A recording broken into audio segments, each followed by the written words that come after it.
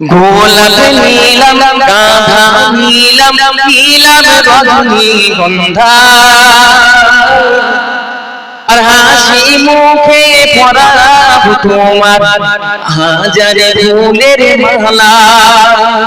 সুযোগ পেলে পরাব তোমার হাজারে ফুলের মালা একবারে দেখা দাও যদি ও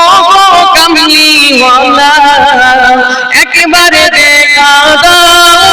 যদি ও কামলিওয়ালা হাসি মুখে পরাব তোমার হাজারে ফুলের মালা জোরে হবে না সুবহানাল্লাহ জোরে হবে না সুবহানাল্লাহ গোলাপ নীলাম গাঁধা নীলাম নীলাম রজনীগন্ধা হাসি মুখে পরাব তোমার হাজারে ফুলের মালা সুযোগ পেলে পরাব তোমার হাজারে ফুলের মালা সাদা ফুলকে প্রশ্ন করি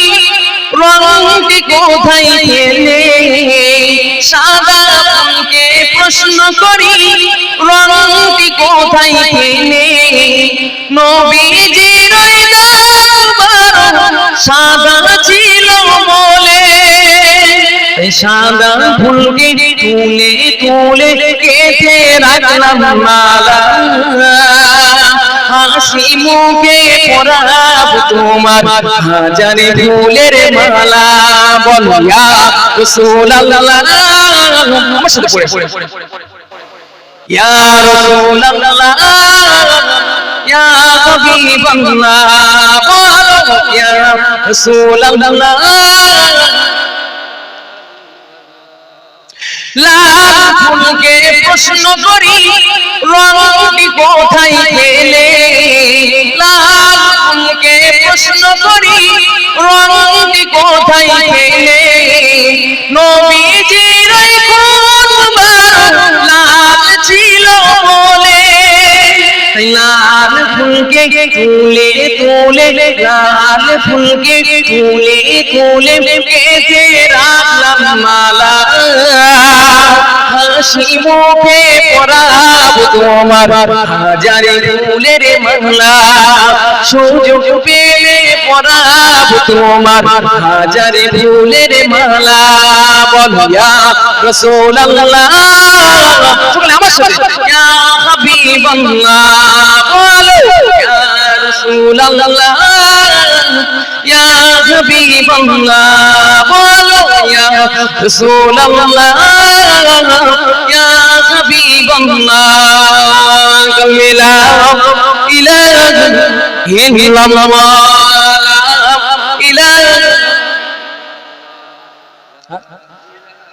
শেরপুর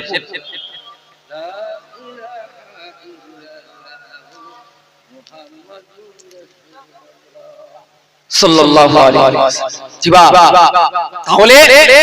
আল্লাহ পাক রব্বুল আলামিন আমার হাবিবকে বললেন হাবিব আপনি ইসলামটাকে প্রচার করুন প্রসার করুন আল্লাহর নবী আমার ইসলামটাকে প্রচার করতে শুরু করলেন কিন্তু বেঈমান বেদিনরা আল্লাহর নবীকে কিন্তু মেনে নেয় আল্লাহর নবীকে মেনে নেয় জি এখন কিতাবের মধ্যে এসেছে হযরতে আকিল রাদিয়াল্লাহু তাআলা আনহু তিনি বর্ণনা করছেন যে মক্কার বেঈমান বেদিন কুফার কুরাইশেরা আমার পিতা আবু তালেবের কাছে আসলো এসে বলতে লাগলো আবু তালেব আপনার ভাতিজাকে আপনি সাবধান করুন কেন আপনাকে আমরা সম্মানিত ব্যক্তি বলে মনে করি আপনাকে শ্রদ্ধা করি আপনার শরীরের অবস্থাটাও আপনি জানেন আপনি ভালো চাইলে আপনার ভাতিজাকে সাবধান আরে মুসলমান ছেলেরা মেয়েরা বাবেরা এ নবী পাকি প্রেমিকেরা আমি আপনাকে করে ভেঙে দিয়ে যাই কিতাবের মধ্যে এসে হযরত আলী রাদিয়াল্লাহু তাআলা আনহু বলেন ওই সময়তে আমার পিতা আবু তালেব আমাকে ডেকে বলতে লাগলো বাবা কি তোমার চাচাতো ভাইকে ডেকে নিয়ে আসো তোমার চাচাতো ভাইকে ডেকে নিয়ে আসো এ নবী পাকি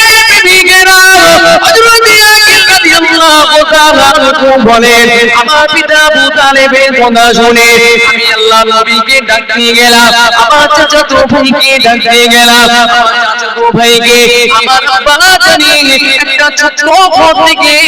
ডেকে ফাঁকায় ঘর করলাম। আল্লাহ নবী আমার যখন ঘরে থেকে বার হলেন, বিশাল পরিমাণে রোদ, সেই কোনো আপনার কিছু নাই, গাছপালা নাই, কোনো ছায়া নাই। হযরত আলী রাদিয়াল্লাহু তাআলা বলেন আল্লাহ নবী একটু ছায়া খুঁজছিলেন, কিন্তু ছায়াটা মেলেনি। ওই অবস্থায় আবু তালেবের কাছে চলে গেলেন। আবু তালেবকে বললেন, চাচা আপনি কি আমাকে ডেকেছেন? চাচা আপনি কি আমাকে ডেকেছেন? চাচা এই সময় চাচা আবু তালেব বলেছিল, ও আমার ভাতিজা, আমি তোমাকে ডেকেছি এই কারণে তোমার কওমের লোকেরা আমি আবু তালেব আমার কাছে এসে অবজেকশন করে তাদের মাবুদগুলোকে খারাপ বলো, তাদের মাবুদগুলোকে গালিগালাজ করো, তাদের মাবুদগুলোকে নিয়ে এটা বলো সেটা বলো, তাদের ঘরে ঢুকে তাদের মজলিসে ঢুকে তুমি তাদেরকে নিয়ে কটূক্তি কথা বলো।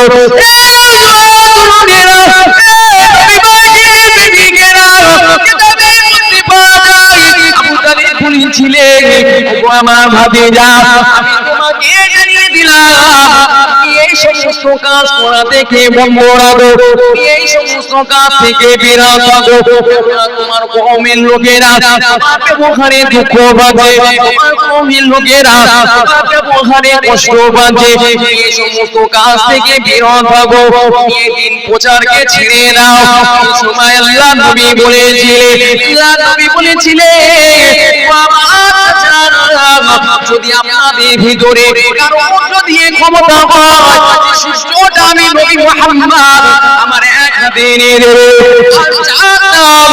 নবী মুহাম্মদ রাসূল আমাকে এক হাতে এনে দেবে। তবে আমি আল্লাহর কসম করে বলছি, আমি আল্লাহ পাক রব্বুল আলামিন আমাকে যার জন্য দুনিয়া থেকে পাঠানো হয়েছে, সে আল্লাহ পাক রব্বুল আলামিনের দিনটাকে প্রচার করার জন্য, আল্লাহ পাক রব্বুল আলামিনের দিকে ডাকার জন্য আমি মুহাম্মদ রাসূল পিছু বা হব না। আল্লাহ পাক রব্বুল আলামিন যদি আমি মুহাম্মদ আমার জয় থাকে, আল্লাহ পাক রব্বুল আলামিন যদি আমাকে এটাতে জয় দেবে, আর আল্লাহ পাক রব্বুল আলামিন যদি আমাকে এটা হারাতে হয়, আল্লাহ পাক রব্বুল আলামিন যদি আমাকে হারিয়ে দেয়, তাও আমি নিজের জীবন দিতে রাজি। কিন্তু আমি নবী মুহাম্মদ রাসূল ইসলামটাকে প্রচার করা থেকে বিরত থাকবো না। আরেকটু জোরে হবে না সুবহান। কোন রাসূলের কথা বলছি?